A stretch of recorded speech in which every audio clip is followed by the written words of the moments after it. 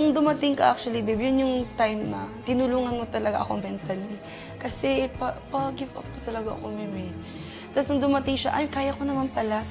Kaya ko naman kumain sa kanya. Tapos bigay ko yung sweldo ko dun sa mga pamilya ko. Meron siyang ginagawa, si Ashley, na hindi niya napapansin. Nai-inspire mo siya at may natuturo ka sa kanya.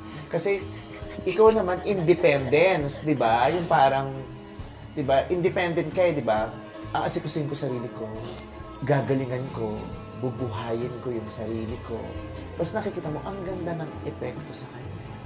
Kasi maraming pagkakataon talaga yung pag may binubuhay kang iba, tapos pinipilit mong gawin lahat para mabuhay sila, a part of you dies. While wanting for someone else to live, a part of you dies. Sakit. Sobrang sakit na. Tapos magugulat kayo parang, ay, nabuhay mo sila, pero ikaw namatay ka.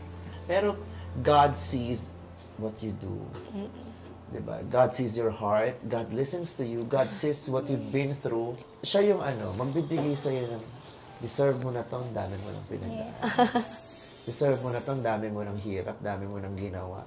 Kasi Ash, di ba, blessing sa'yo, di ba? Kasi may mga leksyon na hindi lang basta sa eskwelahan makukuha.